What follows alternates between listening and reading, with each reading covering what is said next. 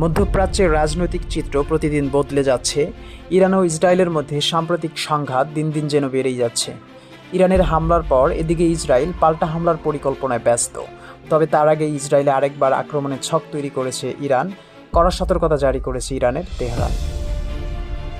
এদিকে ইসরায়েলকে থ্রেট দিয়েছে ইরানের ইসলামী বিপ্লবের নায়ক আইআরজিসির উপপ্রধান ব্রিগেডিয়ার জেনারেল আলী ফাদাবি। তিনি ক্লিয়ারলি বলে দিয়েছেন যে কোনো ভুল পদক্ষেপ ইসরায়েলের অস্তিত্বকে বিপন্ন করে দিতে পারে।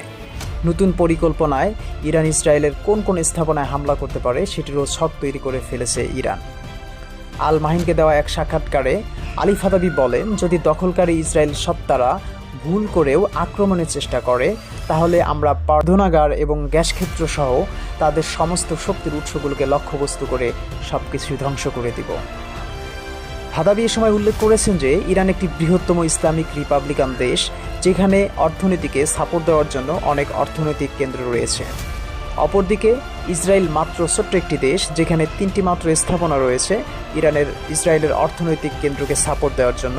সেই সাথে ইসরায়েলের 3টি পাওয়ার স্টেশন এবং শোধনাগারে সীমাবদ্ধ। ইরান মনে করে তাদের পারমাণবিক শক্তি এবং সামরিক সক্ষমতা ইসরায়েলের চেয়ে বহুগুণ বেশি এবং শক্তিশালী। ফাদাবি দাবি করেন, ইরান একযোগে ইসরায়েলের সকল লক্ষ্যবস্তুকে হামলা করে সবকিছু ধ্বংস করে দিবে এবং ইসরায়েলকে নিশ্চিহ্ন করার মতো সামরিক শক্তি তারা রাখে। তিনি আরও বলেন, ইরানিরা অতীতে যথেষ্ট ধৈর্য দেখিয়েছে, কিন্তু যদি ইসরায়েল কোনো ধরনের পাল্টা আক্রমণের পদক্ষেপ নেয় তবে তারা কঠোর এবং ধ্বংসাত্মক আক্রমণের মুখোমুখি হবে, যেখান থেকে কেউ তাদের উদ্ধার করতে পারবে না। ইরানের সেনাবাহিনীর প্রধান মেজর জেনারেল আব্দুর রহিম ফাদাবির বক্তব্যকে সমর্থন করে বলেছেন, আমরা উপযুক্ত সময়ে একটি সুনির্দিষ্ট এবং সর্বাত্মক হামলার জন্য প্রস্তুত। স্পষ্ট যে ইরান পরিস্থিতি খারাপ হলে তা মোকাবেলার জন্য যথেষ্ট প্রস্তুত রয়েছে। ইরানের রাজনৈতিক বিদ প্রধান ইসমাইল হানিয়া এবং হিজবুল্লাহ মহাসচিব হাসান নাসরুল্লাহর হত্যার পর ইরান যে প্রতিশোধমূলক পদক্ষেপ নিয়েছিল তা এখানে উল্লেখযোগ্য। তাই আইআরজিসি ইঙ্গিত দিয়েছে যে ইরান তাদের শত্রুদের বিরুদ্ধে প্রতিশোধ নিতে দৃঢ়প্রতিজ্ঞ। বিশ্লেষকরা মনে করছেন, ইরানের এই ধরনের বক্তব্য শুধুমাত্র এক ধরনের হুমকি নয়, বরং এটি একটি কৌশলগত সংকেত, যার মাধ্যমে তারা মধ্যপ্রাচ্যে শক্তিশালী ভূমিকা রাখতে চায়। ইরানের এই শক্তিশালী প্রতিক্রিয়া ইরান এবং ইসরায়েলকে কতটুকু ভাবিয়ে তুলবে। যদি ইসরায়েল সত্যি ইরানে হামলার মতো কোনো ধরনের দুঃসাহস দেখায় তবে তার পরিণতি কী হবে, এই পরিস্থিতি মধ্যপ্রাচ্যে রাজনৈতিক উত্তেজনা সৃষ্টি করতে পারে, যেখানে ইরান এবং ইসরায়েলের মধ্যে সরাসরি যুদ্ধের আশঙ্কা লক্ষ্য করা যাচ্ছে। এদিকে যুক্তরাষ্ট্র থেকে বাইডেন হামলাকে সমর্থন না করলেও ডোনাল্ড ট্রাম্প ইসরায়েলের পক্ষ হয়ে ইসরায়েলকে সর্বাত্মক শক্তি দিয়ে ইরানের পারমাণবিক স্টেশনগুলোতে হামলার জন্য প্ররোচিত করছে।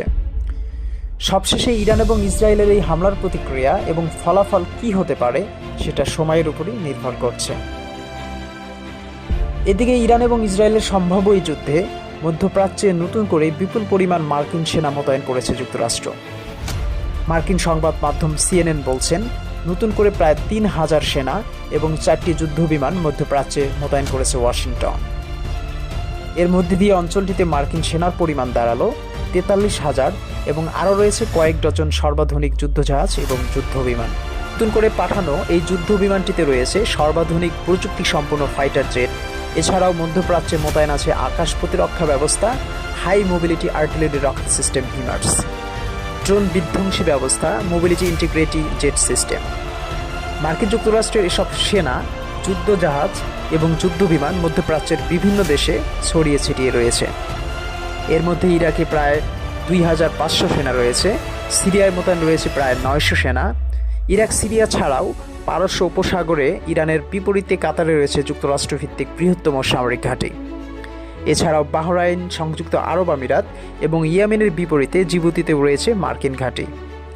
2021 সালের হিসাবে কুয়েতে প্রায় 13,500 মার্কিন সেনা মোতায়েন ছিল। সেনার পাশাপাশি পুরো মধ্যপ্রাচ্য জুড়ে রয়েছে মার্কিন যুদ্ধজাহাজ এবং যুদ্ধবিমান। ইরান এবং লেবাননের সীমান্তবর্তী পূর্ব ভূমধ্যসাগরে যুক্তরাষ্ট্রের একটি আক্রমণকারী জাহাজ মোতায়েন রয়েছে। এছাড়াও গাইডেড মিসাইল ধ্বংসকারী জাহাজ ইউএসএস মার্ফি, ইউএসএস ওকেম, ইউএসএস স্টপডেল সহ বিভিন্ন ধরনের শক্তিশালী আক্রমণকারী জাহাজ প্রস্তুত রয়েছে। সাম্প্রতিক ইরানের ক্ষেপণাস্ত্র প্রতিরোধে এই যুদ্ধজাহাজগুলো শক্তিশালী ভূমিকা রাখে এবং ইসরায়েলকে সর্বাত্মক সহযোগিতা করে। পাশাপাশি হিয়ারিয়া স্টারম্যান নামক তরিটি ভূমধ্য সাগরের দিকে রওনা দিয়েছে ইসরায়েলকে সহায়তার জন্য।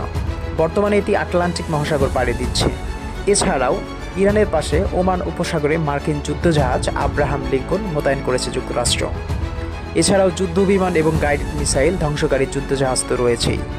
এদিকে ইসরায়েলকে শায়েস্তার পর দেশটির মিত্র যুক্তরাষ্ট্রকে চেপে ধরেছে ইরান সমর্থিত ইরাক এবং সিরিয়া। মধ্যপ্রাচ্যে থাকা মার্কিন ঘাঁটিগুলোকে লক্ষ্যবস্তু করে বিপ্লবী গোষ্ঠীগুলো চালাচ্ছে একের পর এক রকেট হামলা। এসব রকেটের আঘাতে উলটপালট হয়ে গেল সিরিয়ায় থাকা যুক্তরাষ্ট্রের একটি শক্তিশালী সামরিক ঘাঁটি।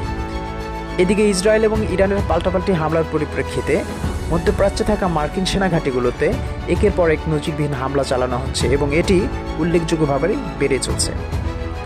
এবার দেখা যাক শেষ পর্যন্ত ইরান আরও কী পদক্ষেপ নেয় যুক্তরাষ্ট্র এবং ইসরায়েলকে শায়েস্তার জন্য। সে পর্যন্ত চোখ রাখুন আমাদের সাথে এবং সাবস্ক্রাইব করে সাথেই থাকুন। ধন্যবাদ সবাইকে।